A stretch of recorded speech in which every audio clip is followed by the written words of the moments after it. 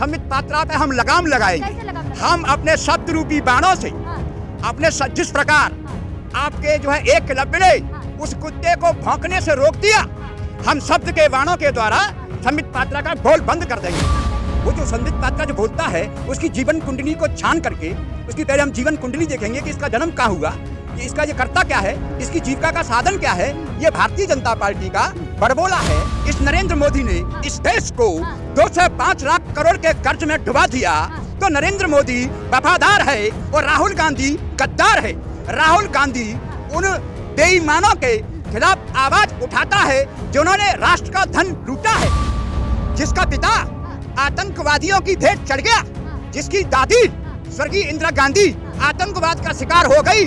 उस परिवार के लोगों को अगर ये देशद्रोही कहेगा तो क्या हम चुप रहेगा? तो 400 लाख करोड़ को क्या धरती खा गई? 400 लाख करोड़ रुपया को ये धरती खा गई कि आसमान खा गया? आखिरकार वो 400 लाख करोड़ रुपए कहाँ गया? मोदी जी क्या लग रहा है स्वामी जी, जिस तरीके से संबित पात्रा ने कहा है राहुल गांधी को कि सबसे बड़े देशद्रोही हैं?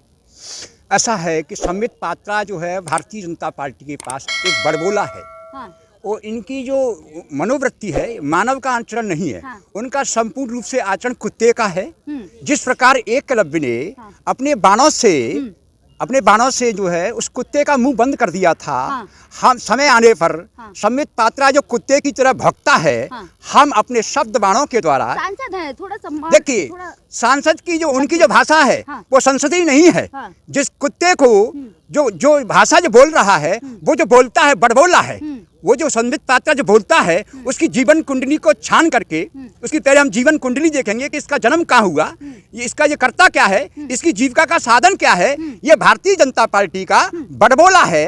और सांसद जो होते हैं वो संसदीय भाषा बोलते हैं। इन्होंने कहा कि राहुल गांधी को क्या देशद्रोही है।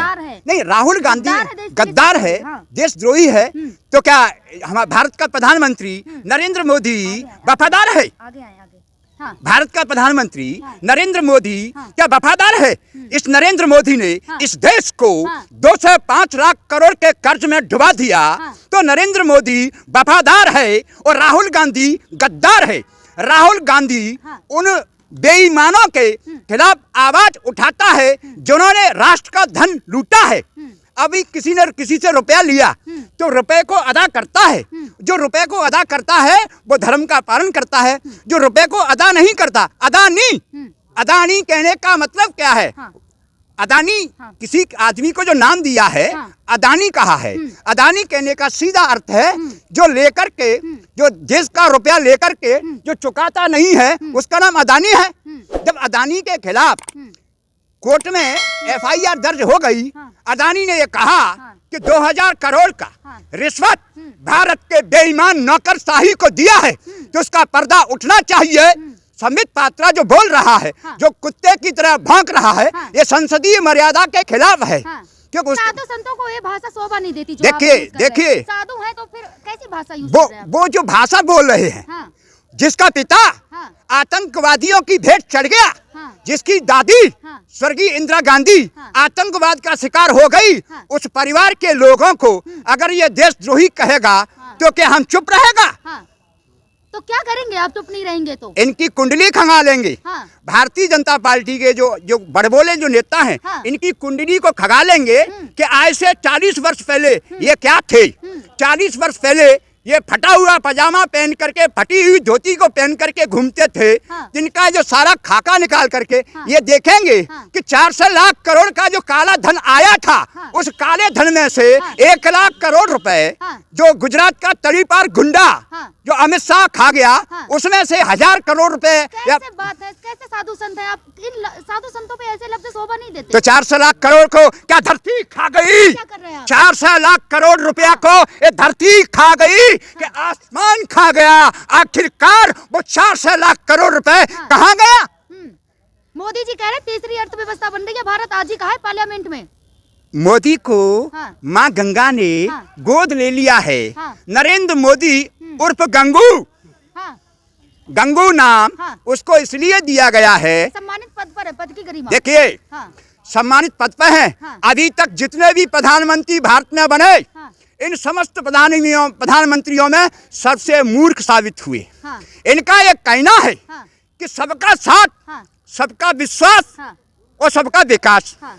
आज हिंदुस्तान में हाँ। ये जो झगड़े हो रहे हैं, हाँ। कोई मंदिर को तोड़ने जा रहा है, हाँ। कोई मस्जिद को तोड़ने जा रहा है, हाँ। इससे इस देश टूट रहा है। संबित पात्रा ने गलत क्या कहा? सही तो कहा है ना, क्या गलत कह दिया? देशद्रोही, राहुल गांधी देश को तोड़ देशद्रोही रहे हैं। होने का क्या साक्ष्य है इनके पास? हाँ, राहुल गांधी के पास नागरिकता नहीं है भारत की, कहा जा रहा है भारत छोड़ के जाना होगा राहुल गांधी को। क्या राहुल गांधी ने हाँ। सोनिया गांधी के गर्भ से जन्म नहीं लिया? नागरिकता, ब्रिटिश नागरिकता बताई जा रही है राहुल गांधी के पास। कहाँ है नागरिकता? ब्रिटिश नागरिकता। तो उसको सामने लाए ना। हाँ, आएगी ना अब सामने। कब आएगी? हाँ। ये झूठ में उछाल देते हैं। संबित पात्रा हमेशा झूठ बोलते हैं। अरे अच्छे को पानी अरे पिला देते हैं, आपको पानी पिला देंगे। पानी हम पानी पिएंगे नहीं 50 दिन तो क्या करेगा संबित पात्रा? हाँ। हम 50 दिन पानी नहीं पिए। हाँ। हम ब्राह्मण हैं, हम बामन हैं। हाँ। हम 52 दिन तक पानी नहीं पिए तो क्या करेगा संबित पात्रा? हाँ। वो भी तो ब्राह्मण है ना। अरे ब्राह्मण होने से ब्राह्मण, वो ब्राह्मणी तो नहीं है। हाँ। ब्राह्मण के मुख पर अग्नि का वास होता है। हाँ। ब्राह्मण के मुख पर अग्नि का वास होता है। ये नकली लोग हैं, ये समाज को भ्रमित कर रहे हैं।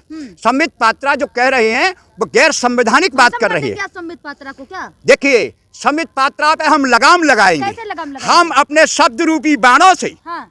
अपने जिस प्रकार हाँ।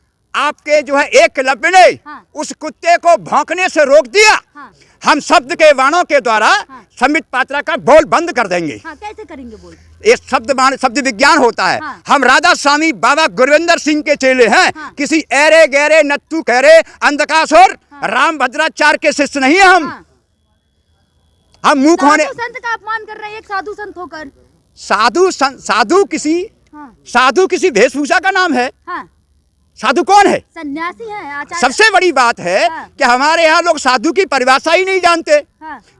साधु की संत की परिभाषा जानते हैं। हाँ। साधु शब्द की संज्ञा यहाँ विभीषण को दी है। हाँ। ऐसन हट करियहु पहचानी साधु से होय न कारज हानि।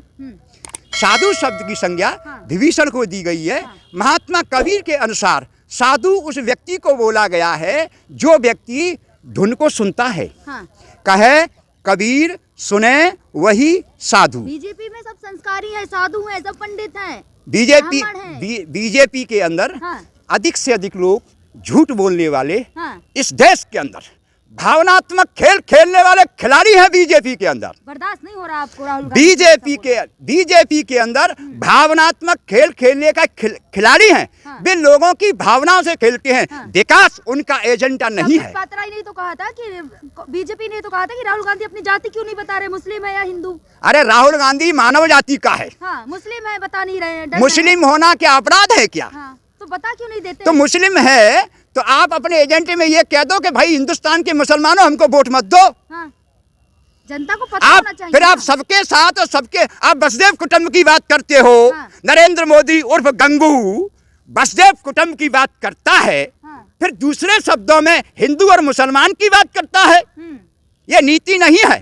नरेंद्र मोदी को आज ही पार्लियामेंट में कहा है, आप जैसे लोगों को सुन के पेट में दर्द होगा कि भारत तीसरी अर्थव्यवस्था बनने जा रहा है, सबसे मजबूत राज्य भारत बन चुका है। एक नंबर का झूठा है नरेंद्र मोदी उर्फ अंधकासुर। हाँ। वो कैसे? हाँ। वो हम साबित कर रहे हैं। बताएं। वो ये कह रहे हैं कि हमारी अर्थव्यवस्था हाँ। ब्रिटेन की बराबर हो चुकी है। हाँ। ए मूर्ख मोदी, आज कहा है पार्लियामेंट में। ए मूर्ख मोदी, हाँ। अर्थव्यवस्था का आकलन हाँ। देश से नहीं किया जा सकता। तो कैसे अर्थव्यवस्था का आकलन व्यक्ति से किया जाता है। हाँ। कितने व्यक्तियों के पास कितना अर्थ है? झूठ बोल रहा है नरेंद्र मोदी। हाँ।